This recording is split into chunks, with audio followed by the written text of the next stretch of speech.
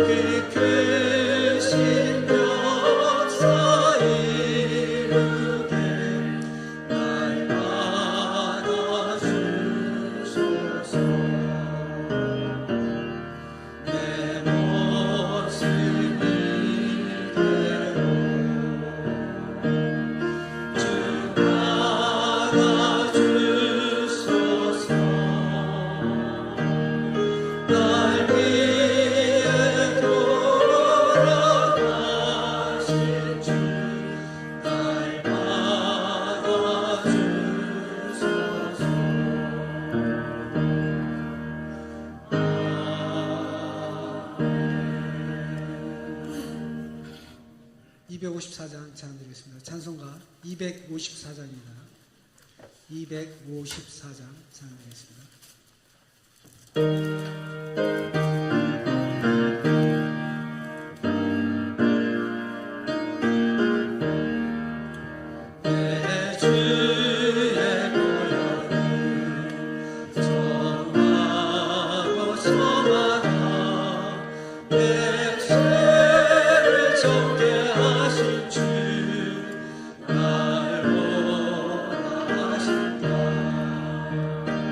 내가 주께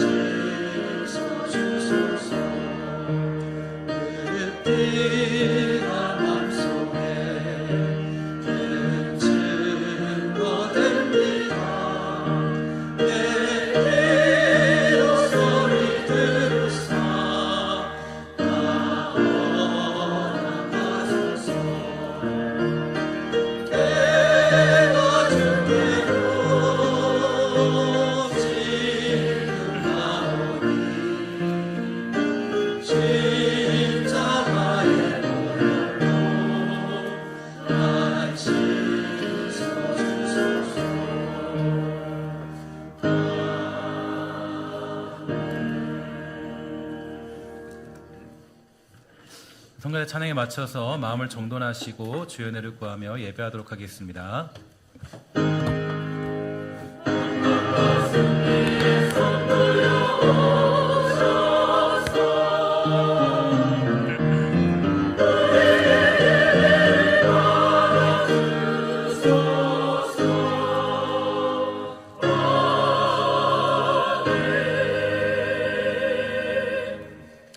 하나님이 세상을 이처럼 사랑하사 독생자를 주셨으니 이는 그를 믿는 자마다 멸망하지 않고 영생을 얻게 하려 하심이라.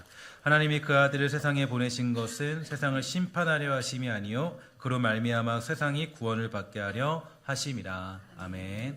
하나님 감사합니다. 우리가 오늘 이 시간 예배를 통하여서 구원받은 자로서의 기쁨과 은혜를 누리게 되기를 소망합니다. 혹시라도 나의 의와 또 나의 자랑과 나의 노력들이 드러나지 않도록 허락하여 주옵시고 오직 하나님의 은혜와 사랑만이 드러남으로 말미암아 그 구원의 기쁨과 감격이 회복될 수 있도록 주여 돌보아 주시옵소서. 예배 가운데 역사하시는 주의 은혜를 기대하오며 모든 말씀 예수님의 이름으로 간절히 기도합니다. 아멘. 자리에 일어나셔서 찬송가 88장 함께 찬송하도록 하겠습니다.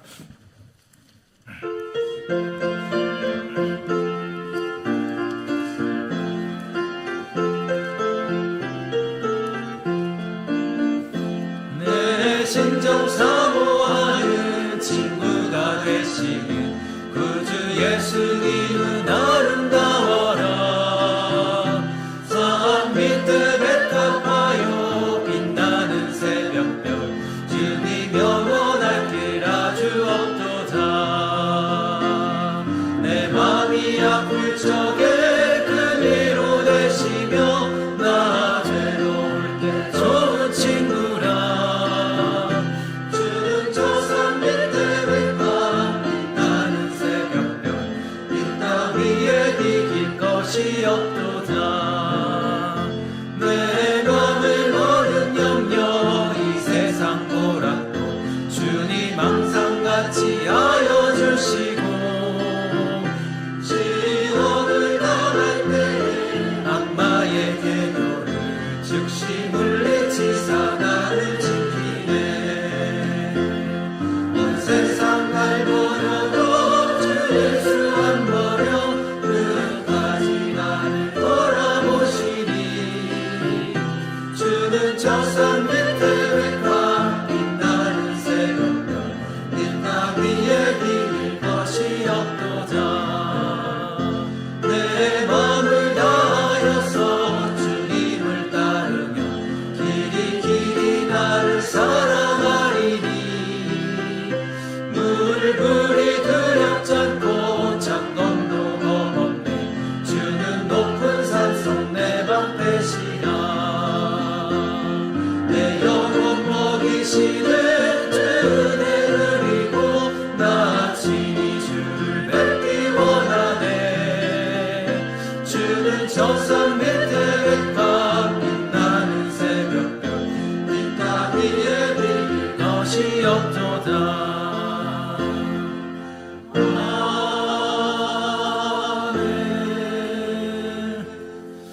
교동문은 126번 교동문입니다. 126번 교동문입니다.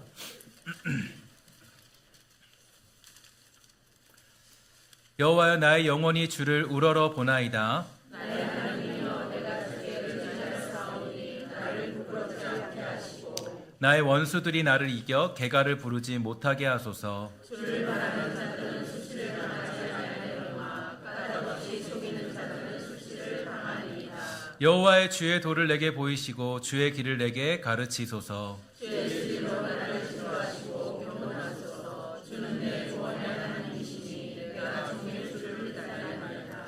여호와여, 주의 궁일하심과 인자하심이 영원부터 있었사오니 주여 이것들을 기억하옵소서. 여호와여, 내 젊은 시절의 죄와 허물을 기억하지 마시고 주의 인자하심을 따라 주께서 나를 기억하시되 주의 선하심으로 하옵소서. 여호와는 선하시고 정직하시니 그러므로 그의 도로 죄인들을 교훈하시리로다. 온유한 자를 정의로 지도하시며 온유한 자에게 그의 도를 가르치시리로다. 여호와의 모든 길은 그의 언약과 증거를 지키는 자에게 인자와 진리로다. 아멘. 나는 전능하신 아버지 하나님 천지의 창조주를 믿습니다. 나는 그의 유일하신 아들 우리 주 예수 그리스도를 믿습니다. 그는 성령으로 잉태되어 동정녀 마리아에게서 나시고 본디오 빌라도에게 고난을 받아 십자가에 못 박혀 죽으시고 장사된 지 사흘 만에 죽은 자 가운데서 다시 살아나셨으며 하늘에 오르시어 전능하신 아버지 하나님 우편에 앉아 계시다가 거기로부터 살아있는 자와 죽은 자를 심판하러 오십니다. 나는 성령을 믿으며 거룩한 공교회와 성도의 교제와 죄를 용서받는 것과 몸의 부활과 영생을 믿습니다. 아멘. 자리에 앉으셔서 찬송가 149장 찬송하시고 우리 대표하여서 김호구 안소집사님께서 기도해 주시겠습니다.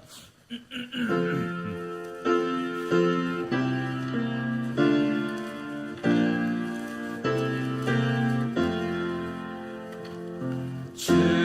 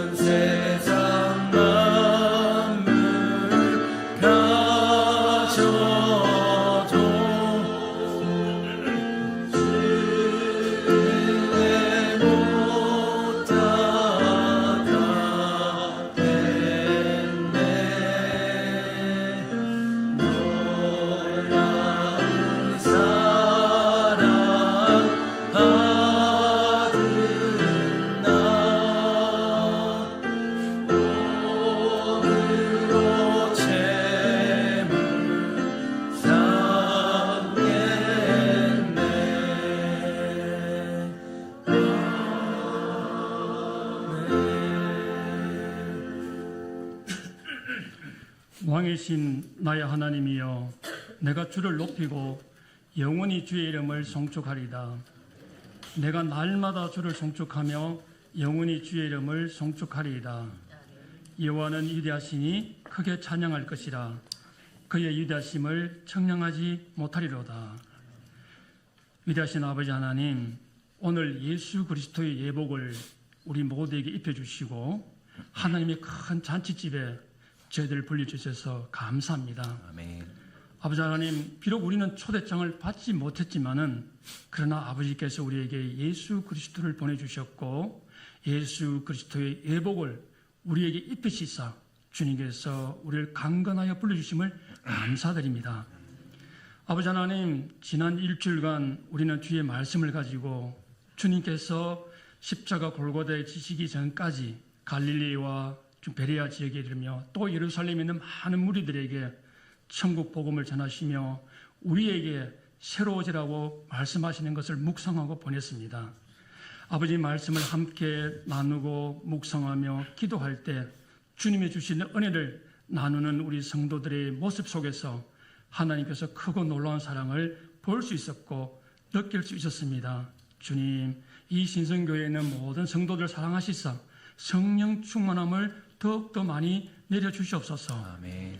아버지 하나님, 오늘 이 자리에 앉아있는 우리들 속에 혹여나 주님을 믿고 있음에도 눈에 주님 세상의 것들로 염려가 생겨졌어 혹은 부정적인 생각, 아버지 하나님 늘 제의식 속에 사로잡혀 있는 우리들이 있습니까?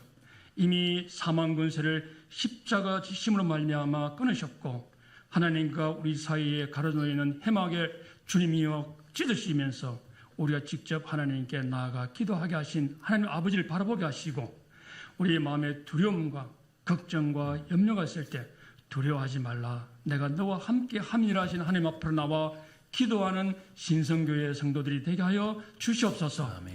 이 시간 하나님 웃을초로 우리의 영과 육을 깨끗이 하시사 하나님 앞에 나온 우리들이 신령과 진정으로 찬양하며 하나님을 경배할 수 있도록 받아주시옵소서. 아멘. 아버지 하나님, 하나님은 참 하나님이십니다. 지금 현재 이 나라에 옳고 그름을 분별하지 못하는 온 국민들 불쌍히 여겨 주시옵소서. 이스라엘 역사를 보면 하나님을 떠나버리고 세상에 치우친 민족은 반드시 망하게 되어 있고 70년이라는 포로생활을 하게 되어 있었으며 아버지 하나님, 이 민족도 하나님을 알지 못했을 때 36년간의 나라를 잃었고 해방이 되어서도 정신 차리지 못했던 이 민족은 3년이라는 동족의 전쟁 속에 놓여져 있었습니다. 하나님, 이 나라 죄인들, 우리들 모두가 죄인이오니 정치인들, 주님이여 재판관들, 주여 주를 섬기는 교회들, 성도들, 하나님을 보지 못하고 세상 사람을 보고 세상 권력을 보고 나아가는 우리들을 용서하여 주시고 우리나라를 새롭게 하여 주시옵소서. 하나님 말씀을 보게 하여 주시고 사랑하게 하여 주시고 내가 먼저 섬기는 나라가 되게 하여 주시옵소서. 그래서 주께서 말씀하셨던 듣기를 잘하고 말하기를 더디 할 줄 아는 이 나라 이 민족이 되게 하여 주시옵소서.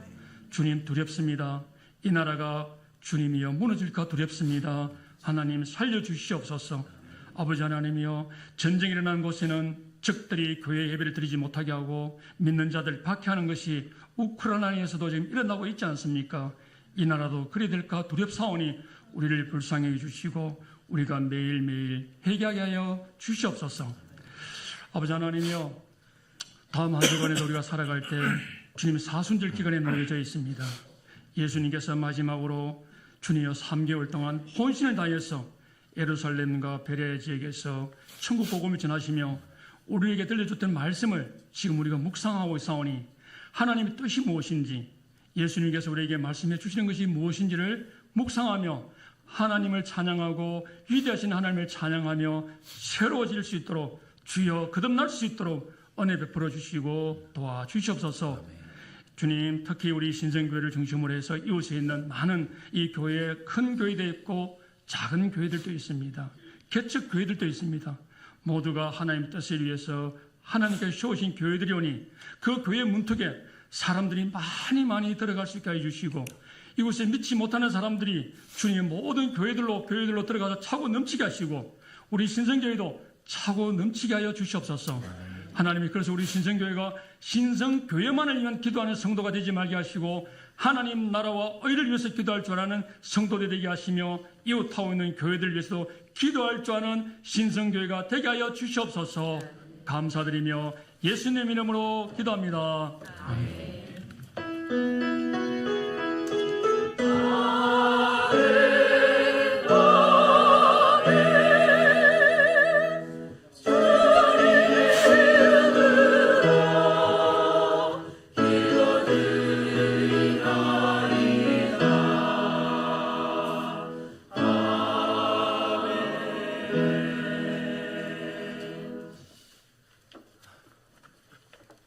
이시몬도 주제는 말씀이 일상되어라는 주제로 함께 우리 이시몬들 보내고 있습니다.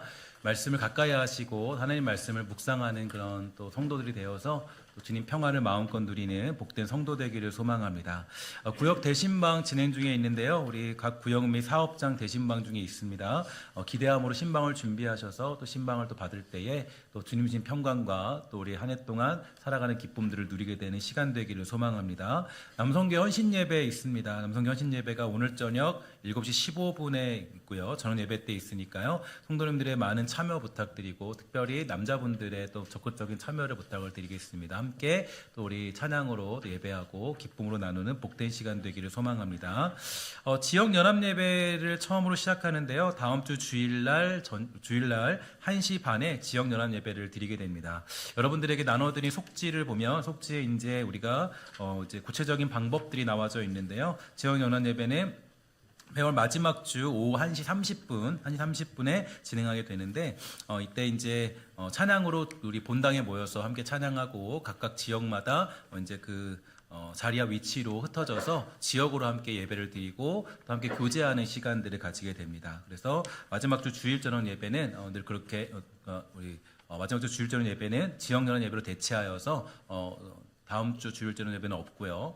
대신 함께 지역으로 예배를 드리는 겁니다. 근데 이제 특히 또 다음 주는 1시 반에 이제 그렇게 몰게 되니까 식당도 이제 다음 주는 당번이 없는 걸로 알고 있고, 그래서 당번이 없고 식당도 우리 식당 우리 관리하시는 분이 하시기 때문에 여러분 식사하시고 바로도 모여도 큰 어려움이 없을 것 같습니다. 반드시 비워두셔서 함께 모여서 또 예배하고 교제하고, 그러니까 구역끼리 모임이 있지만 근데 이제 또 구역이 잘 모이지 못하는 구역도 있어요. 그래서 지역끼리 함께 모이는 그런 시간들을 가지는 것이니까 여러분 꼭 시간을 비워두셔서 1시 반에 점심 식사 후에 함께 또 이렇게 교제하는 시간을 가지게 됩니다. 상록회도 다 이제 구분대로 나눠져 있으니까 그날 또 지시에 따라서 함께 또 움직이시면 좋을 것 같습니다. 그 다음에 예배 후 2부 순서가 있는데 그때 2부 순서 가질 때 또 남성교회는 또 남성교회끼리 또 함께 또 교제 가는 시간들도 가질 수 있습니다. 함께 은혜 나누시고 기쁨으로 또 그 시간 맞이하는 또 우리 시간 되길 소망하고요.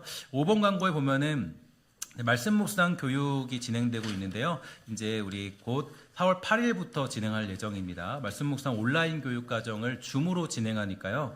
성경 묵상하는 법들, 그러니까 성경 묵상을 강조하긴 하는데 여러분들이 성경 묵상을 이제 어떻게 하는지 모르시는 분들이 많이 있더라고요. 근데 제가 몇 번 가르치고 했고, 몇 번 하긴 했고, 또 강의도 많이 했지만, 전체적으로 여러분들에게 이제 이 정확한 교재를 가지고 하는 경우가 이제 특별하게 이제 그 강의가 열렸을 때만 진행하게 됐는데, 맨날 이제 오프라인으로 하니까 조금 이제 접근하기가 쉽지 않은 분들이 많이 계셨어요. 그래서 이제 온라인으로 이제 말씀 묵상하는 법들을 이제 3단계 과정이 있거든요. 그래서 처음 과정, 그 다음에 배움 과정, 세움 과정이 있습니다.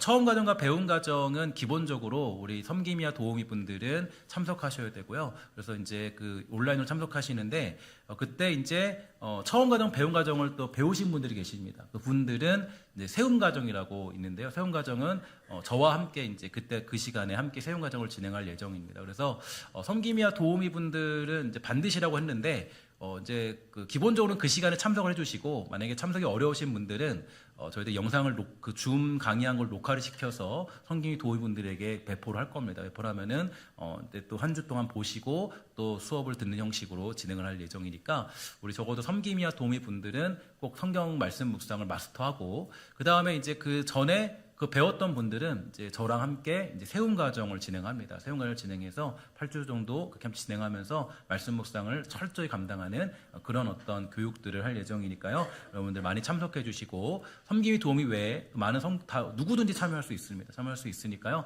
꼭 여러분 참석해서 함께 은혜 나누는 시간 되기를 소망합니다.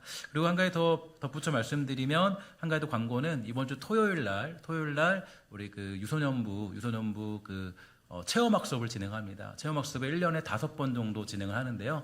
이제 그거는 저랑 제 아내랑 같이 주체가 돼서 1년에 5번 정도 아이들을 데리고 이제 체험학습을 가는데요. 이번 토요일에는 여주에는 은하목장이라고 가서 이제 아이들과 함께 그렇게 체험학습을 진행하게 됩니다. 여러분들 혹시라도 관심 있고 또 후원하실 분들 또 함께 봉사하실 분들이 있으면 연락 주시면 함께 또 참여할 수 있으니까요. 많은 은혜를 또 함께 해주실 부탁을 드리겠습니다.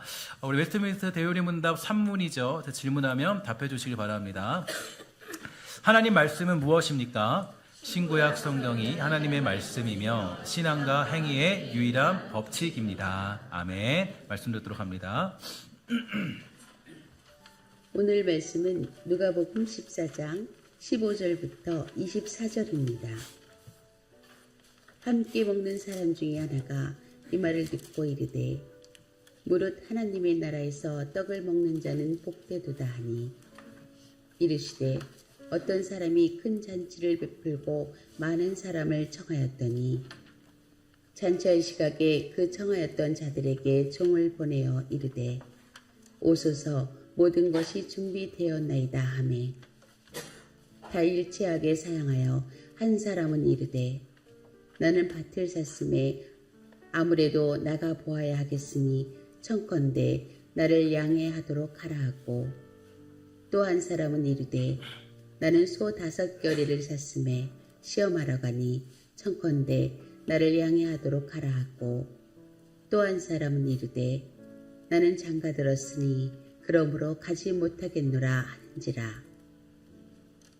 종이 돌아와 주인에게 그대로 고하니 이에 집주인이 노하여 그 종에게 이르되 빨리 시내의 거리와 골목으로 나가서 가난한 자들과 몸 불편한 자들과 맹인들과 저런 자들을 데려오라 하니라. 종이 이르되 주인이여 명하신 대로 하였을 때 아직도 자리가 있나이다.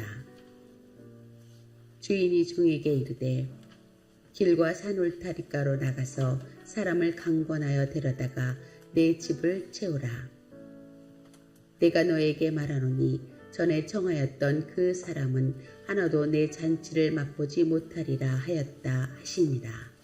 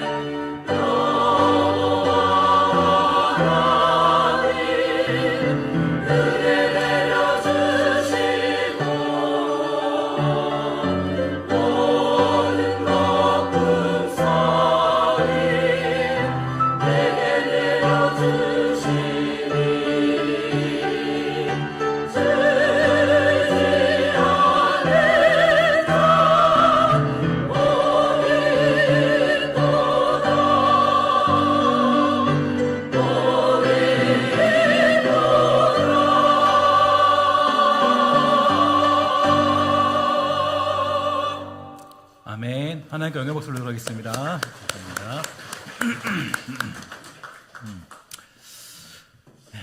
감사 제목 나누도록 하겠습니다. 일상의 삶이 감사합니다. 항상 가족의 건강을 지켜주심에 감사합니다. 잃어버린 가방을 빨리 찾게 하심도 감사합니다. 일주일도 함께 하신 감사합니다. 나의 눈물을 기억하심에 감사합니다. 힘들 때 용기와 힘이 되어주신 하나님 항상 감사합니다. 말씀이 일상이 되는 삶으로 범사에 감사합니다. 둘째 건강하게 낳을 수 있기를 소망합니다. 산모와 아기 건강하게 출산하게 하심에 감사합니다. 이외에도 많은 분들이 감사의 힘을 드렸습니다. 함께 기도하도록 하겠습니다. 하나님 감사합니다. 우리에게 감사의 제목으로 주께 나와 예배하게 하시고 또 우리의 감사 제목으로 주께 또 예물 드리게 하시니 감사합니다. 하나님 우리의 모든 것들을 누리게 하심도 하나님의 은혜요, 또 우리가 가지게 하심도 하나님 것이요, 또 우리가 모든 것들을 또 누리게 하심도 하나님의 은혜인 줄 믿습니다. 주 돌봐주셔서 사랑하는 주의 백성들이 주께 영광과 감사를 돌리기에 부족함 없는 성도가 되도록 허락하여 주옵시고 주께 기쁨으로 감사를 돌릴 수 있는 복된 성도가 되도록 주여 돌보아 주시옵소서. 이 시간 함께 예배합니다. 말씀 듣습니다. 말씀 들을 때에 우리의 귀를 열어주시고 또 하나님 말씀 전하는 자에게도 성령의 능력을 주셔서 하나님 성령께서 정말 바르게 선포할 수 있는 지혜와 계시와 은혜를 베풀어 주시옵소서. 우리 주께서 오늘도 함께 하신 줄 믿사오며 모든 말씀 예수님의 이름으로 간절히 기도합니다. 아멘. 서로 인사합시다. 하나님은 당신을 사랑하십니다. 잘 오셨습니다. 축복합니다. 인사하러 가겠습니다. 사랑하십니다. 예, 잘 오셨습니다. 축복합니다. 예, 우리가 함께 또 인사할 때 또 주님의 축복이 여러분들이 있게 되길 소망하고 또 함께 우리가 주 안에 같은 성도임을 깨닫게 되는 은혜가 우리 모두에게 있게 되기를 주의 이름으로 간절히 소망합니다. 오늘 우리가 함께 살펴보는 본문은 예수님께서 한 바리새인 지도자의 집에서 식사하던 자리에 말씀하신 큰 잔치 비유가 등장하고 있습니다. 14장 1절을 보면은 이 장면은 이 안식일 날 예수님이 바리새인 지도자의 집에 초청을 받아 식사 자리에 가신 것으로 시작되는데요. 그 자리에 모인 사람들은 율법학자들과 바리새인들, 또 당시에 종교적으로 모범적이다라고 생각되는 그런 사람들이었습니다. 하지만 그들은 예수님을 환영하기보다는 그분의 행동을 감시하면서 흠을 찾으려고 그렇게 하였는데요. 그런 가운데 예수님은 이 병든 사람을 고쳐주셨고 안식일에 병 고치는 것이 옳으냐라는 논쟁을 벌이게 되었죠. 여기에 예수님은 율법보다 궁율이 우선이다라는 것을 말씀하시면서 이 잔치에서 상석에 앉으려는 사람들을 향해서 이 겸손의 중요성을 가르쳐 주십니다. 또한 대가를 바라고 부유한 사람들만 초대하지 말고 가난하고 병든 자들을 초대해야 된다라고 가르쳐 주셨는데, 이렇게 예수님의 말씀은 이 바리새인들의 이 자존심을 찌르고 있는 상황이 되고 말았죠. 그래서 이때 한 사람이 예수님께 이렇게 말합니다. 무릇 하나님의 나라에서 떡을 먹는 자는 복되도다, 이렇게 얘기하면서요. 이게 표면적으로는 되게 좋은 신앙 고백 같지만 여러분 잘 읽어보시면 잘 아시겠지만 사실 그 사람은 예수님의 꾸짖음을 무시하면서 자신들은 이미 하나님의 나라에 들어갈 자격이 있다라고 자부하는 그런 말이었습니다. 그러자 예수님께서는 오늘의 큰 잔치 비유를 이제 말씀하고 계신 건데요. 이 비유의 내용은 이렇죠. 어떤 사람이 잔치를 준비하고요, 이 많은 사람을 초대합니다. 그런데 이 초청받은 사람들이 각자 핑계를 대고 있어요. 이 밭을 샀다고, 소를 샀다고, 장가를 들었다고. 결국에 주인은 화가 나서 야, 길거리와 골목의 가난한 자들과 이 병든 자들을 불러 잔치를 채워라, 이렇게 얘기하고 있고요. 더 나아가 산 울타리까지 가서 강권하여 사람들을 데려오라고 명령하고 계시죠. 그리고 마지막으로 주인은 이렇게 말합니다. 전에 청함받은 그 사람들은 하나도 내 잔치를 맛보지 못하겠다, 이렇게 얘기해주고 있는데요. 이 장면을 깊이 들여다보면 예수님께서 앞서 보여주셨던 안식일 논쟁과 자연스럽게 연결이 됩니다.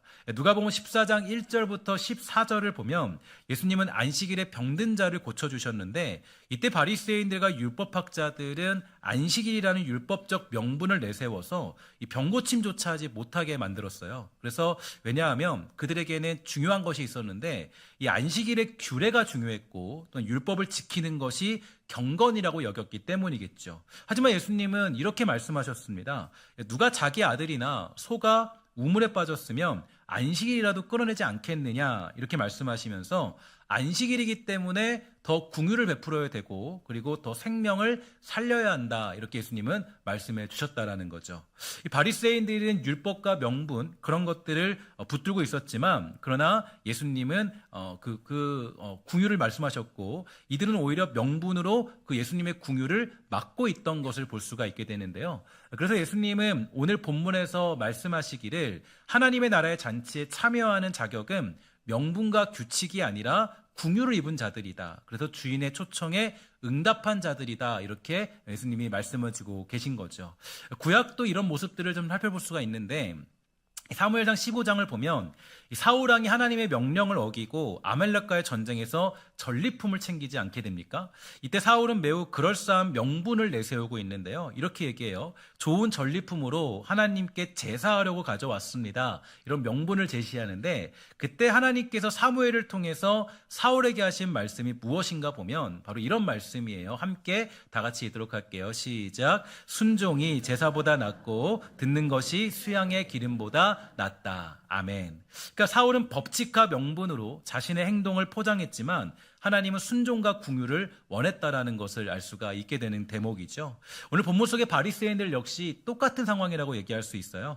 그들은 율법을 지킨다라는 명분, 그 명분으로 자신들이 하나님 나라의 주인공으로서 확신했지만 정작 하나님의 궁유를 외면하고 자신만의 법칙, 그 법칙 안에서 갇혀있는 사람들이 바리새인들의 모습이었습니다. 그러나 예수님은 그 잔치에 자격이 없어 보이는 사람들, 가난한 자들, 병든 자들, 저 멀리 외곽에 있는 사람들까지 강권하여서 초대한 것을 볼 수가 있는데요. 이게 의미하는 것은 이제 그 구원의 주권이 사람에게 있지 아니하고 바로 주인에게 있고 하나님께 있다라는 것을 정확하게 선포해주고 있는 그런 내용을 가르쳐주고 있는 것이죠. 그러니까 이 구원이라는 것은 하나님의 궁율로 인해서 이루어지는 것이지 내가 자격이 있고 명분이 있고 내가 어떤 규칙을 붙들고 있기 때문에 구원을 받는 것은 아니다라고 예수님이 말씀해주고 있습니다. 신앙생활을 오래 하다 보면요. 저와 여러분들 우리 모두가 다 바리새인들과 같은 문제에 빠질 때가 종종 있게 돼요. 그러니까 마치 내가 열심히 했기 때문에 내가 직분을 맡고 있고 누군가보다 더 낫기 때문에 하나님의 잔치에 들어갈 자격이 있다라고 그렇게 착각할 수도 있습니다. 그러나 오늘 말씀은 분명히 말해주고 있는데요. 우리는 모두가 하나님의 궁율로 말미암아 초대받아 이 구원의 잔치에 참여한 자들이라고 얘기해주고 있죠. 우리가 괜찮은 사람이고 또 그럴싸한 능력과 힘을 가지고 있기 때문에 이 자리에 있는 것이 아니라 교회를 오래 다녔거나 누구보다 낫기 때문에 이 자리에 있는 것도 아니라는 것입니다. 정말 주님의 은혜, 그분의 주권적인 궁휼하심이 우리를 불러주셨고 우리 모두가 다 그 궁휼하심 가운데 이 자리에 있는 것을 성경은 가르쳐주고 있는 거겠죠. 우리는 안식일에 우물에 빠져서 죽을 수밖에 없는 존재였지만 우리 주님이 손을 내미셨고 우리를 끌어내 주셨습니다. 그 한없는 하나님의 긍휼로 인해서 우리는 구원받은 것이고 하나님의 나라 잔치에 참여할 수 있는 이유는 오직 한 가지 조건, 하나님의 긍휼이 베풀어졌기 때문에 우리는 구원받은 그런 자리에 참석할 수 있게 된 것이죠. 하나님이 긍휼을 베풀었다는 것은요, 항상 중요한 것이 있는데 항상 베푸는 쪽에서 하는 주권적인 행위라고 얘기할 수가 있어요. 그러니까 이 긍휼을 베풀었다라는 것은 그러니까 이 베푸는 쪽에 있는 거지 그 받는 쪽에 있는 것이 아닙니다. 그러니까 긍휼이라는 것은 하나님께서 주권적으로 그냥 베푸신 것이지 내가 뭔가를 어떤 자격이 있기 때문에 준 것이 아니라는 거예요. 아무리 여러 가지 법칙과 명분이 있어도 이 베푸는 쪽에서 그 긍휼함을 베푸는 것이라면 그 법칙과 명분은 깨질 수밖에 없는 거죠. 이런 부분을 우리는 자녀를 통해서 많이 이제 살펴볼 수 있게 되는데요. 자녀를 키울 때 원칙과 명분으로만 자녀를 대하는 부모는 없습니다. 그러니까 예를 들어서 너는 이제 법칙대로 따지면 나에게 잘못하는 자녀들을 자녀라고 할 수 있어요, 없어요? 없겠죠. 효도하지 않으면 자녀야 아니에요. 근데 저 법칙과 명분으로 보면 효도하지 않으면 얘는 자녀라고 얘기할 수 없어요. 그러니까 소위 말해서 내가 내 돈 써가면서 그간 못하는 자녀들을 자녀라고 할 수가 없을 것입니다. 그러니까 내가 세운 원칙대로 하지 않는 자녀는 자녀라고 할 수 없는 게 법칙과 명분으로 보면 그렇게 되는 거예요. 그러나 우리는요, 자녀를 키울 때 법칙과 명분으로 키운 적이 없습니다. 자녀를 키울 때는 언제나 긍휼함으로 키우죠. 그래서 뭐가 있어요? 늘 예외가 존재하는 거예요. 야, 너 이렇게 하면 혼날 줄 알아? 라고 얘기하지만 절대로 혼내는 부모는 없습니다. 참고 또 예외, 또 예외, 또 예외, 또 베풀어 주는 거예요. 또 공의를 베풀어 주는 거예요. 그러니까 언제나 자녀를 키울 때 어떤 법칙과 명분으로 야, 너 어겼으니까 너는 이제 내 자녀가 아니다 이렇게 하지 않고요. 아무리 어겨도 내 자녀입니다. 왜냐하면 나는 궁유람으로 베푼 것이니까. 그러니까 이제 이 궁유람이 있으니까 법칙과 명분이 없어도 예외가 존재하고 사랑하면서 그 자녀를 키워내는 것이 우리가 부모로서 자녀를 키우는 방법이 되는 거겠죠. 저와 여러분들의 구원도 마찬가지입니다.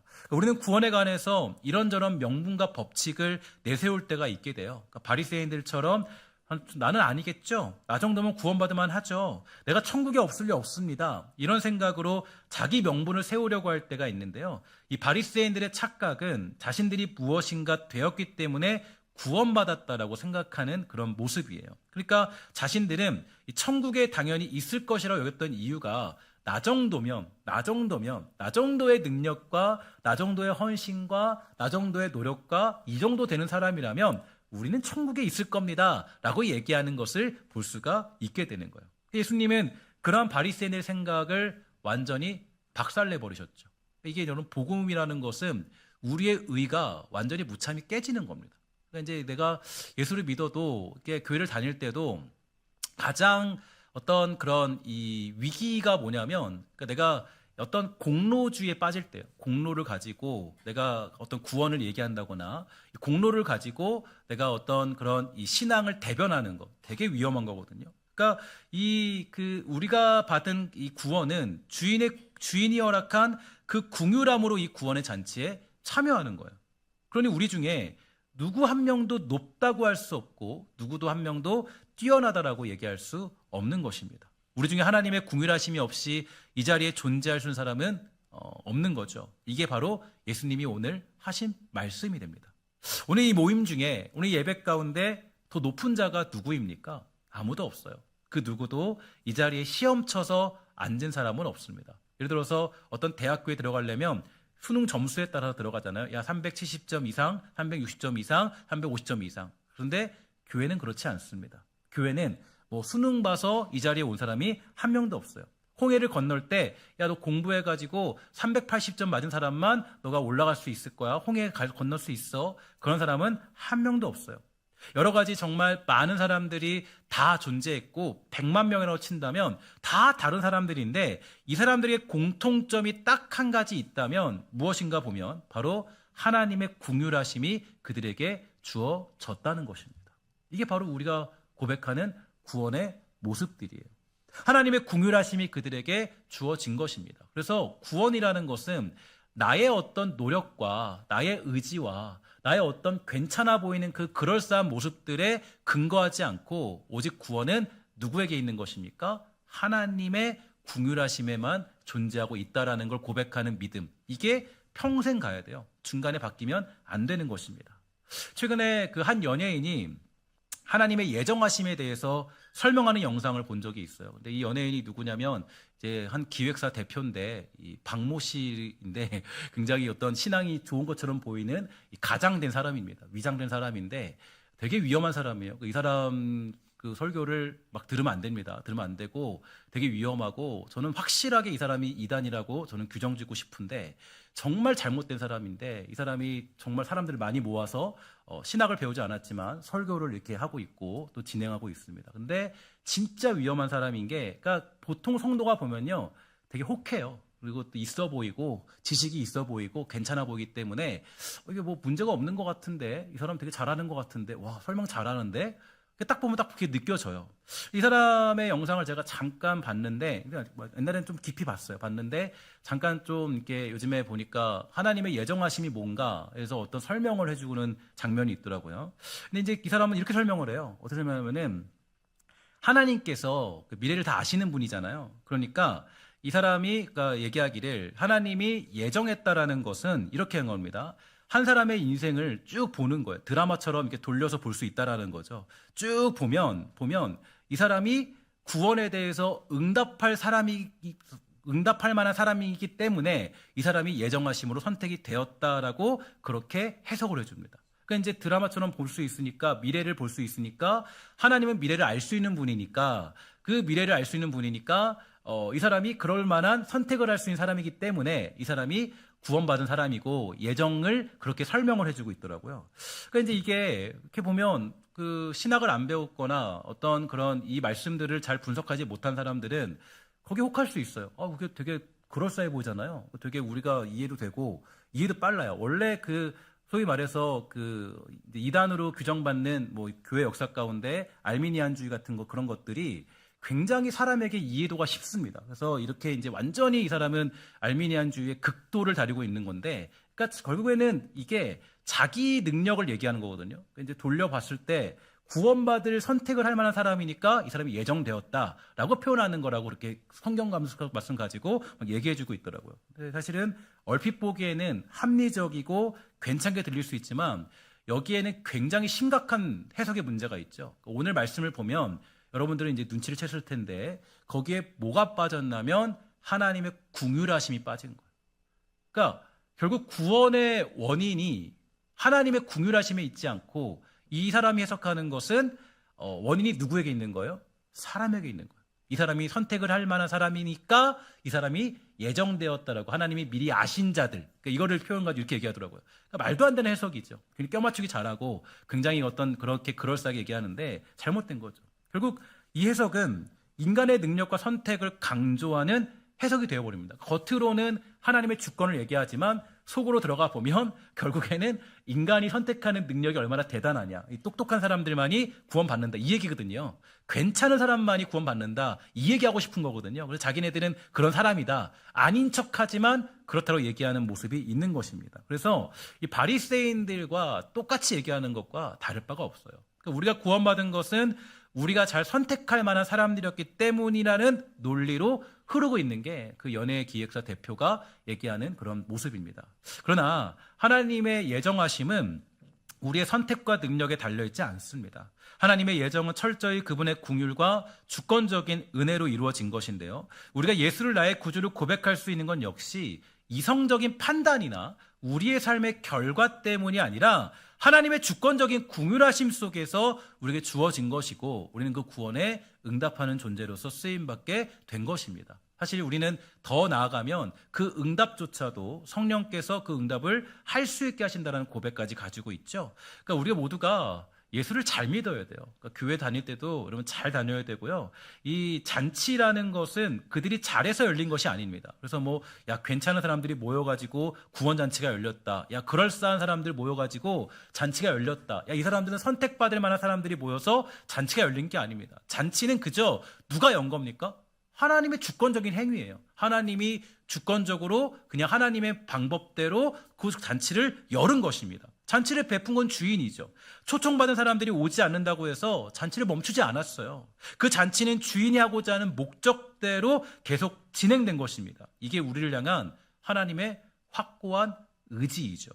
오늘 한국교회는 외형적으로 여전히 성장한 모습을 보이고 있습니다. 물론 일부에서는 쇠퇴기다, 위기다라고 말하기도 하지만 여전히 많은 교인 수, 막 500만 명, 한 600만 명 정도를 가지고 있다라고 얘기하는데요. 그러니까 이제 이 교회가 많이 줄어들고 있다라고 보기는 어렵습니다. 근데 미래는 좀 이렇게 밝진 않죠. 실제적으로 보면은. 그러나 우리는 이런 외형적인 성장으로 인해서 마치 우리가 구원받은 자들이라는 확신을 가지게 될까 두려워야 됩니다. 무슨 얘기냐면 교회가 성장한 것과 교회가 커진 것과 구원과는 관계가 없어요. 그 관계는 없어요.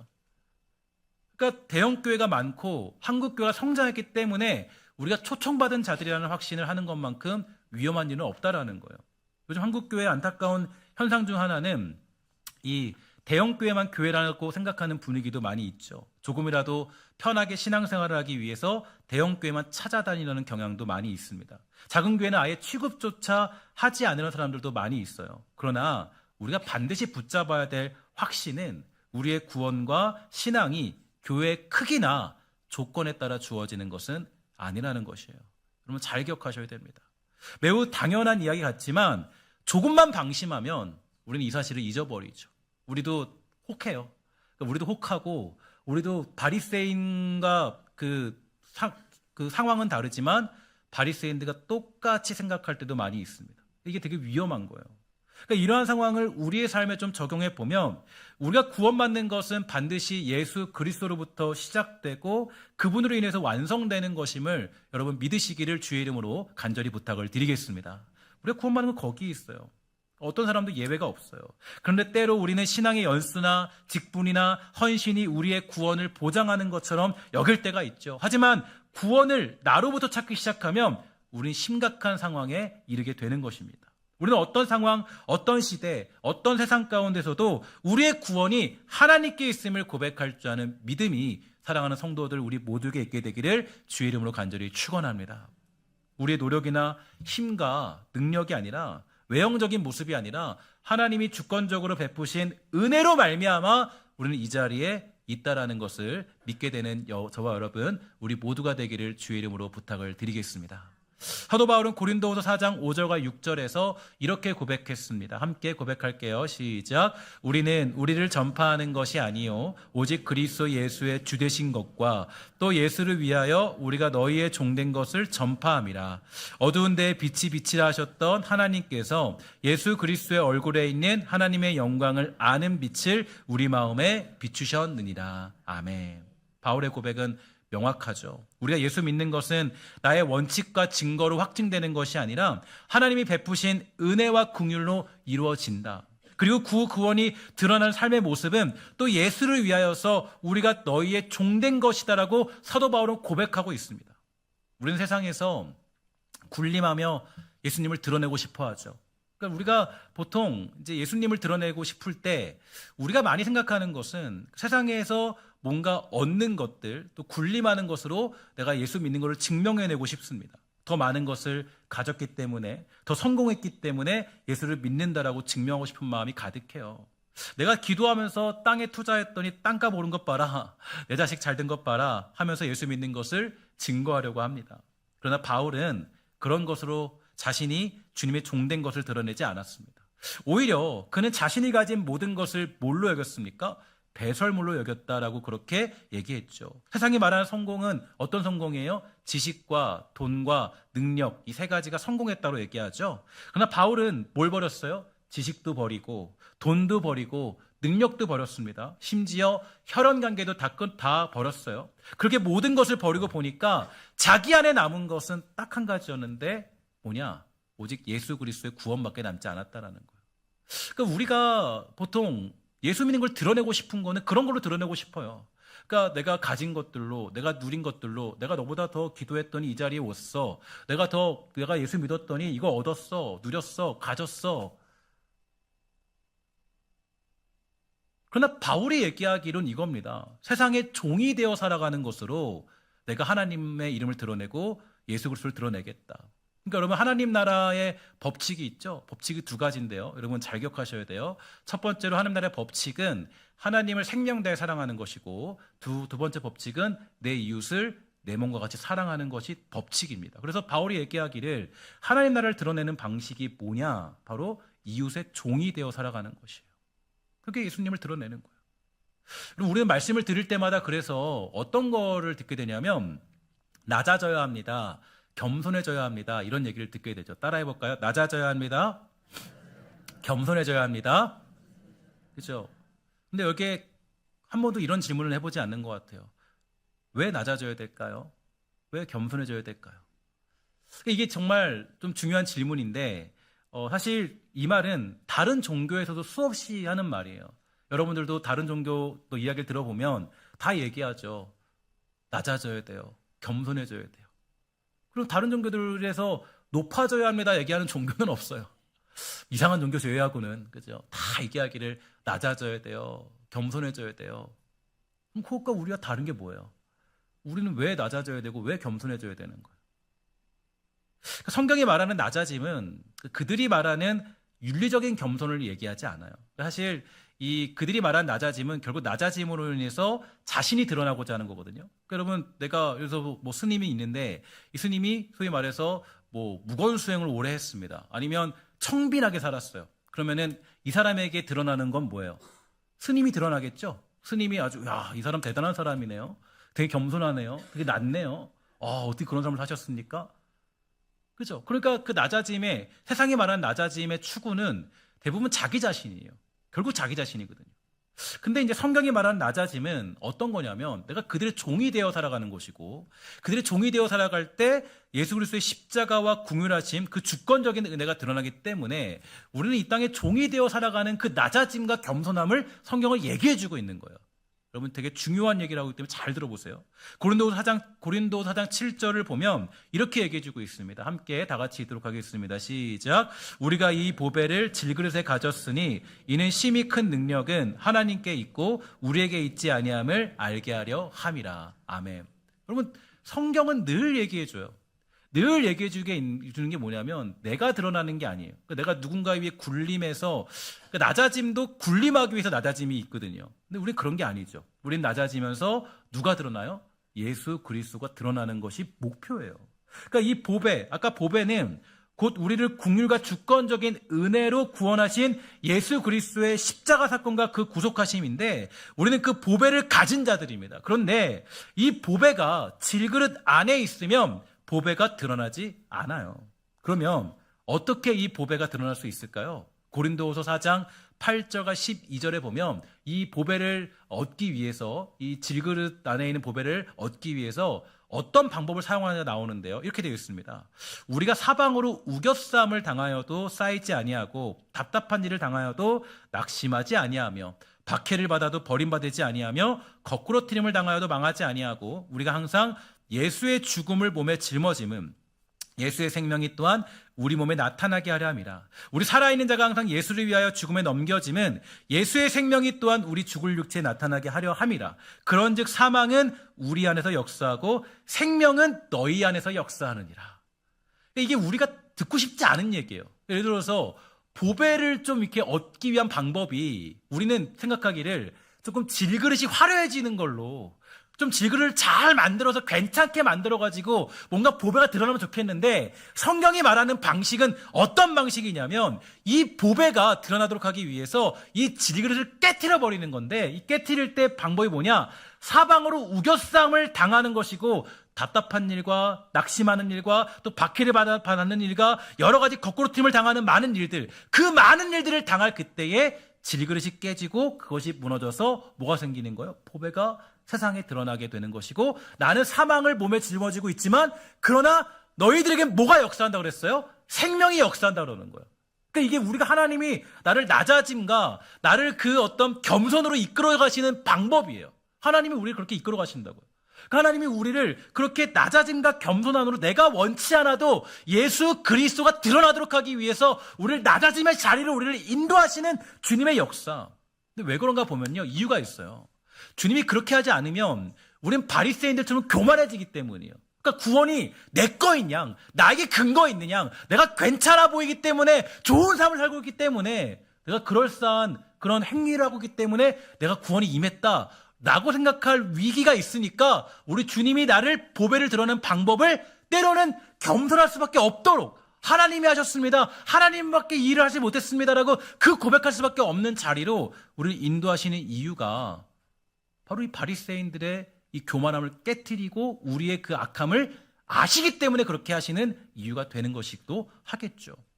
사도 바울도요, 이런 하나님의 방식을 처음부터 이해하지 못했어요. 그도 고민에 쌓였거든요. 여러분 보면 이 바울의 그 서신서들을 보면요, 사도 바울도 신앙이 성장해 가는 걸 볼 수 있습니다. 그러니까 사도 바울도 처음부터 완벽하게 막 우리는 완벽한 그런 캐논의 복음으로 듣고 있지만, 그러나 이 사도 바울의 성장, 어떤 신앙의 성장과 성숙이 이 복음서, 서신서를 통해서 나타나고 있는데, 이 사도 바울도 처음에는 이 방법을 이해하지 못했어요. 그러니까 바울도 하나님의 능력이 이렇게 드러나는 게 아니라 좀 대단한 걸로 드러나길 원했거든요. 그러니까 보통 우리가 지난 누가복음 묵상하면서 이런 거 배웠잖아요. 주님이 어디 문으로 들어가라 했어요? 넓은 문이에요? 좁은 문이에요? 좁은 문으로 들어가라 했죠. 이거 여러분 이해되나요? 좁은 문으로 아니 이게 받아들일 수 있냐고요. 우리 보통 원하는 게, 예수 믿으면 화려하고 괜찮고 넓은 문, 좀 능력 있는 문으로 들어가면 좋겠잖아요. 주님이 말씀하는 게 뭐예요? 좁은 문으로 오라는 거예요. 그러니까 바울도 이걸 이해 못했어요. 보니까 바울도 고민에 빠졌어요. 좀 이렇게 예수 믿고 그러면 저도 그런 생각 있잖아요. 기도하면 바로 막 병이 낫고 막 갑자기 막 뒤집어지고 막 거꾸러지고 막 갑자기 막 다다다다닥 나타나고, 이게 그러면 좋겠는데 그게 아니잖아요. 그러니까 이 바울도 그러길 원했어요. 그렇게 복음 전하기 원했거든요. 바울이 근데 어느 날 그걸 깨달았냐면 바울이 얘기하잖아요. 내가 어느 날 너무 이렇게 해결되지 않은 문제가 있는데 그 문제가 뭐냐면 사단의 가시예요. 사단의 가시가 뭔지 모르죠. 뭐 되게 심각한 두통, 뭐 안통, 뭐 간질병, 뭐 다 수축해요. 근데 안질이라고 하면 안질은 눈이 이렇게 퉁퉁 붓는 거거든요. 눈이 퉁퉁 부어서 막 설교하는 거예요. 막 이렇게 막. 그리고 아니면 막 설교하다가 간질이면 막 넘어지는 거예요. 두통이면 두통 아시죠? 두통이 겪어본 사람들은 알아요. 얼마나 아픈지 두통이. 그러니까 이게 지금 사도 바울을 미치게 만드는 거예요. 복음 전하는데 이런 고통이 있다니. 아니 내가 예수 믿고 복음 전하고 병 고치고 막 이런 능력도 나타나는데 나에게 이런 고통이 있다니. 그러니까 이게 내가 자존심을 용납 안 된다. 기도하는 거죠. 하나님 고쳐주세요. 주께 3번 간구했다고 그러죠. 그죠? 3번. 3번 간구했는데 이 3번은 그냥 고쳐주세요, 고쳐주세요 이게 아니에요. 그러니까 적어도 일주일씩 금식한 겁니다. 금식해서 하나님 고쳐주세요. 내가 생명 걸고 기도합니다. 3번. 바울 성질을 보면요. 그 아주 그냥 잔혹한 사람이잖아요. 그죠? 그러니까 이 사람은 아마 목숨 걸고 했을 거예요. 3번 기도했다고 얘기할 정도면. 근데 나요, 안 나요? 가시가 사라져, 안 사라져요? 안 사라지죠? 그 주님이 그리고 말씀하세요. 야, 너 내가 준 이유 뭔지 알겠니? 주님, 모르겠는데. 주님이 또 말씀하세요. 나 알려줄게. 그건 뭐냐면, 너가 뭐 하지 않도록? 교만하지 않도록. 네가 교만하지 않도록 내가 준 거야. 그러니까 바울은 평생토록 그 사단의 가시 때문에 고통스러우면서 복음 전했어요. 그게 낫지 않았으니까. 해결되지 않았으니까. 해결됐다는 얘기가 없어요. 그러니까 여러분 우리가 생각하기로는 그게 해결되면 좋잖아요. 그게 없으면 좋잖아요. 그 문제가. 근데 바울은 그 문제를 평생 안고 살았어요. 평생 죽을 때까지. 왜 그랬느냐? 그건 뭐냐면 하나님이 베푸신 그 궁율의 그 구원의 주체자가 누구냐? 그 구원을 이루어가시는 존재가 누구냐? 바울 너가 아니라 나다라는 거예요. 우리가 교만해지면 이걸 잊어버려요. 그러니까 내가 자꾸 이제 신앙생활을 오래 하다 보면 뭐가 쌓이냐면 자꾸 하나님의 전적인 은혜 자체를 잊어버려요. 내가 이 정도면 이제 예전에는 넥타이도 안 맸으면 넥타이도 매고 이제 양복도 아니면 양복도 입고 이 정도면 내가 조금 이제 구원받을 만한 사람이지. 아니죠. 하나님이 전적으로 베푸신 은혜고 우리가 평생토록 아무리 노력해도 끝까지 변하지 않은 내 자신을 하나님이 그래도 은혜로 그 긍휼하심으로 우리가 구원받는 자리에 있는 것이지 내가 성경 말씀 많이 읽었다고 구원받는 것이 아니고 그러니까 우리가 이 거저받은 은혜로 거저주신 하나님만 드러나는 것이 우리 인생의 가장 위대한 복이고 이게 주님 주신 평강을 누리는 방법이에요. 그러니까 내가 진짜 예수 믿을 때 자꾸 내 안에 왜 예수 믿으면서도 평안이 없느냐, 평강이 없느냐. 우리 주님 말씀하셨어요. 부활하시고 가장 먼저 제자들에게 뭐라 그랬습니까? 너희에게 뭐가 있을지어다? 너희에게 평강이 있을지어다. 믿으십니까? 여러분들 안에 평강이 있기를 주의 이름으로 소망합니다. 모든 두려움 사라지시고 주의 평강이 있기를 소망해요. 근데 여기서 질문이 있죠. 왜 내가 예수 믿는데 평강이 없어요, 주님? 그게 뭘까요? 주님이 베드로에게 물었어요. 몇 번 물었습니까? 마지막에 3번 물었죠. 뭐라 그랬어요? 그래, 너 나를 사랑하느냐? 너 나 사랑하니? 그러니까 이제 이게 사실 한 번 묻는 것도 아니고 3번 물었어요. 여기는 많은 의미가 있죠. 주님, 그 베드로가 예수님 몇 번 부인했어요? 3번 부인했죠. 그러니까 그런 건 이유도 있고 많은 이유들이 있을 거예요. 근데 3번이나 물었다라는 것은 다른 이유예요. 너 정말 나 사랑하냐? 너 정말 나밖에 없니? 너 정말 너의 모든 구원이 나로부터 이루어지고 완성되는 걸 믿고 있니? 너 정말로 그거 믿고 있어? 너 그걸 정말로 너는 그거를 믿고 있고 그대로 그렇게 너 살아갈 거니? 질문하고 있는 거예요. 너 정말로 혹시라도 너의 그 어떤 그 무화과 나무에 열매가 없고 포도나무에 포도가 없고 감람나무에 소출이 없고 밭에 먹을 것이 없고 우리의 양이 없어도 너는 내가 베푼 구원으로 만족하고 있니? 묻고 계신 거예요. 그러니까 우리가 왜 평강이 왜 없느냐? 예수 믿고 평강이 없느냐? 자꾸 내 안에 내가 존재하기 때문이에요. 자꾸 믿음 안에 내가 존재하기 때문이에요. 근데 내 안에 나를 죽이고 오직 하나님의 그 전적인 궁휼하심 속에 내가 살아가면 하나님만 내 안에 존재하고 그 하나님의 전적인 은혜를 믿고 그 하나님의 주권적인 은혜를 믿고 살아가는 삶이 된다면 그럼 내 안에 주님 그렇게 말씀하시고 약속하셨던 부활의 평강이 내 안에 임하게 되는데 자꾸 내가 여기 뭐가 있어요? 내가 존재해요. 내가 존재하면 뭐가 생기냐면 시기와 질투와 미움과 욕심들이 내 안에 가득합니다. 그죠? 내가 존재하기 시작하면. 그러면 그때부터는 인생이 지옥이에요. 아무리 주님 평강 줘도 내가 아무리 예수 믿고 있어도 내 삶이 불안하고 염려가 있고 근심이 있고 내 삶이 막 복잡한 이유는 어디 있냐면 그 이유는 내 안에 아직도 내가 존재하기 때문이에요. 나라는 존재가 아직도 가득히 살아서 내가 뭔가를 이뤄내고자 하는 욕심이 있기 때문에 그러니까 내 안에 스트레스와 문제들이 생기는 거예요. 그러나 내 안에 나를 죽이고 오직 주님만이 남으면 나의 인생의 주권자이신 하나님만 남으면 그러면 내가 두려워하고 염려할 것이 없고 내가 사방으로 우겨싸움을 당해도 낙심하지 아니하고 내가 답답한 일을 만나도 거기에 넘어지지 아니하고 아주 복되고 아름다운 평강의 길을 걸어갈 수 있게 되는 것입니다. 우리는 평생 제가 보니까요. 제가 목회하면서 생각을 했어요. 목회를 하면서 하나님 저는 뭐랑 싸워야 될까요? 한 가지 고민 딱 하나 있더라고요. 나랑 싸워야 되더라고요. 저랑. 근데 평생에 내가 목회할 때 가장 조심해야 될 게 나고 가장 위험한 게 나고 가장 걱정스러운 게 나더라고요. 아, 하나님 내가 드러나기 시작하면 내가 뭔가 하려고 그러고 내가 뭔가 구원의 주체자가 되려고 그러고 내가 뭔가 그럴싸하게 하려고 그러고 아, 그게 가장 큰 위기구나. 내가 뭐 여기서 대단하게 옷 입고 있다고 해서 구원의 능력이 나타나는 거 아니에요. 교회를 아주 크게 졌다고 해서 구원이 막 주어지는 게 아니더라고요. 하나님이 전적으로 베푸시는 것이지. 그러니까 주님 말씀하시는 거예요. 너 하나로 만족해라. 나 하나로 만족해라. 나 하나로. 하나님 하나로. 하나님은 이사야 20장에서 선지자 이사야에게 말씀하시죠. 너는 벌거벗은 채로 3년 동안 다녀라. 거의 미친놈처럼 살아라는 거. 이사야가 거절합니까? 승낙합니까? 예, 주님 제가 할게요. 여기 많은 의미가 있어요. 이사야는 벌거벗은 채로 그냥 막 다닙니다.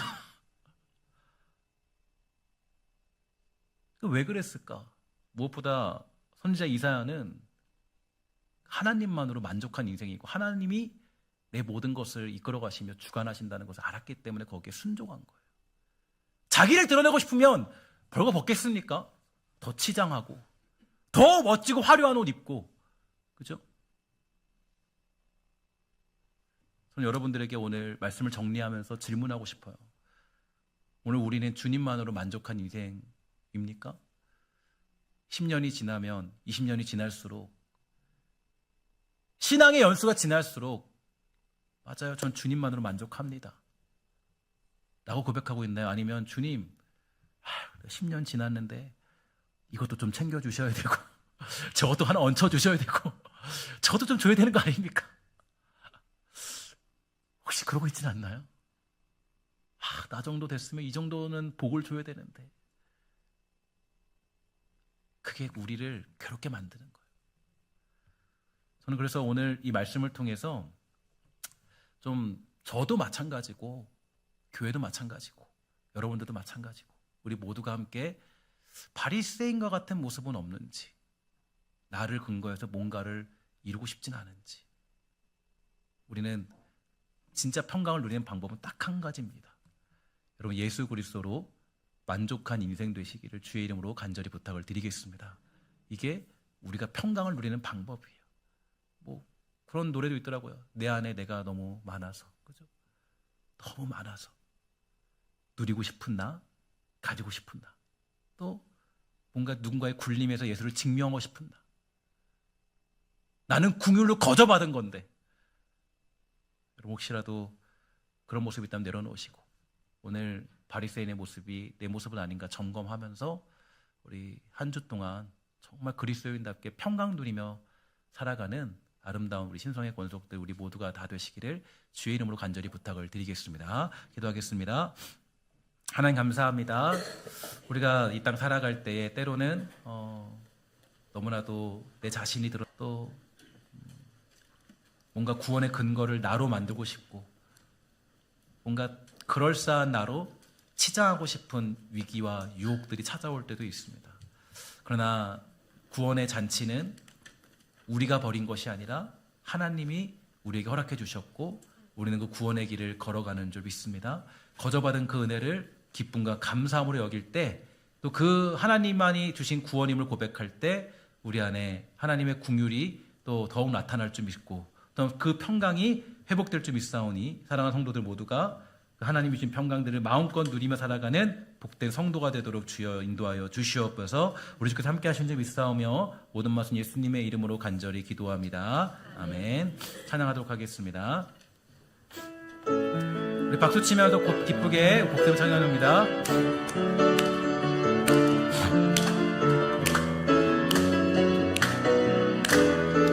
많은 사람들 참된 진리를 모른 채 주님 곁을 떠나갔지만 내가 만난 주님은 참 사랑이었고 진리였고 소망이었소. 무거운 짐진 자 다 내게로 오라. 무거운 짐진 자 다 내게로 오라. 내가 너를 쉬게 하리라. 이 길만이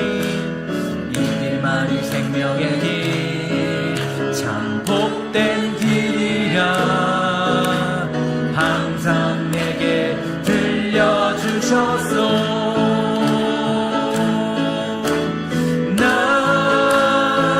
예수가 좋자오. 나 예수가 좋자오. 주를 사랑한다던 베드로 고백처럼 난 예수를 사랑한다오. 형제자매여 참된 행복을 찾거든. 형제자매여 참된 행복을 찾거든. 예수님을 만나보세요. 그분으로 인하여 참 평안을 얻으며 나와 같이 고백할 거요.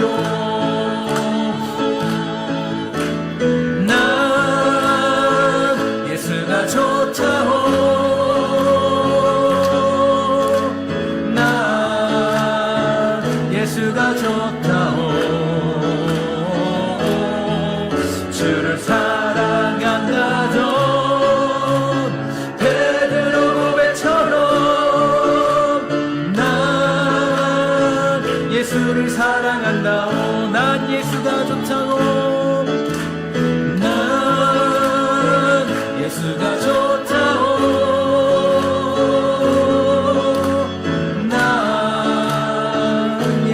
좋다오. 주를 사랑한다던 베드로 고백처럼 난 예수를 사랑한다오. 아멘. 사랑하는 여러분, 요즘에 이 시대 가운데 우리가 기억해야 될 것은 무엇이냐면 바로 이 하나님의 구원을 점점 잊어버린 시대가 되고 있다라는 것이죠. 사람들의 관심은 어떻게 더 좋은 삶을 사느냐에 관심이 있습니다. 교회는 그 입맛에 맞춰주고 있는 현실이고 또 그렇게 어떤 삶에 대해서만 집중하는 그런 모습들을 보고 있는데, 사실 성경의 가장 중요한 것은 베푸시는 하나님의 은혜, 그 주권적인 은혜, 하나님의 긍휼하심 속에서 살아가는 성도로서의 자세들을 언제나 강조해주고 있습니다. 그런데 점점 이 구원의 사실들을 잊어버리고 마치 그 부자 청년처럼 내가 무엇을 할 수 있을까, 거기에 대해서 하는 그 고민에 어떤 니즈를 맞춰주고 필요를 맞춰주는 시대로 살고 있습니다. 여러분, 우리 이럴 때일수록 더욱더 구원을 베푸시는 이가 누구시며 그 구원으로 만족해야 될 우리의 모습들을 꿈꾸며 살아가는 모습들이 필요할 줄 믿습니다. 이제 기도할 때 하나님, 우리가 정말로 다시 한번 이 구원을 베푸신 하나님께 감사하도록 주님 감사의 마음 허락하여 주옵시고, 우리가 정말 하나님만으로 만족한 일이 되도록 허락하여 주시옵소서. 하나님의 그 주권적인 은혜 가운데 우리가 엎드려 경배하며 찬양하는 믿음을 우리 모두에게 허락하여 주시옵소서. 함께 은혜를 구하며 믿음을 구하며 구원의 감격을 회복해달라고 함께 기도하도록 하겠습니다. 기도하겠습니다. 원하님 감사합니다. 부들 소망합니다. 부들 붙잡아 소망합니다. 기도하고 사랑하는 것들마다 함께하여 주셔서 그 구원의 감격들이 회복되도록 주여 인도하여 주시옵소서. 하나님, 우리가 그럴싸한 삶을 사는 것에 우리가 목적이 있는 것이 아니라 하나님, 내가 하나님의 그 구원의 그 주권적인 은혜 가운데 살아가는 인생임을 고백합니다. 하나님의 도우심과 인도하심에 따라서 우리의 구원이 완성되는 줄 믿사오니 주여 돌보시고 원하는 사랑하는 백성들 모두 몰라 아버지 하나님, 그 구원의 감격들이 회복될 수 있도록 주여 돌보아 주시옵소서. 주님 기도하기 소망합니다. 아버지 하나님, 인도하여 목 잡아 주시고 축복하여 주시옵소서. 하나님, 기도하기 소망하는 것은 이 사람 정말 우리 사랑하는 성도들 모두가 구원의 감격으로 말미암아 평강을 붙잡아 주시고, 그저 내가 무언가 하나 한 것으로, 하나 이룬 것으로 만족한 인생이 아니라 내가 구원의 그 감격 가운데 나를 죽이고 오직 예수로 만족한 인생으로 말미암아 진정한 평강을 누리는 복된 성도 되도록 주여 인도하여 주시옵소서. 우리 신도교를 붙잡아 주셔서 우리 교회도만 아버지의 구원의 감격을 잊어버리지 않는 교회를 붙잡아 주시고, 하나님 정말 하나님의 놀라운 십자가의 능력과 역사들이 나타나는 교회 될 수 있도록 주여 돌봐 주시고 인도하여 주시옵소서.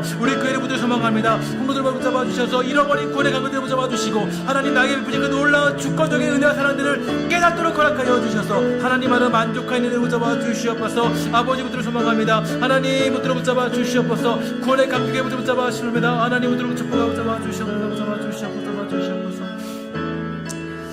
하나님, 우리가 예수를 믿는 것이 하나님의 은혜인 줄 믿습니다.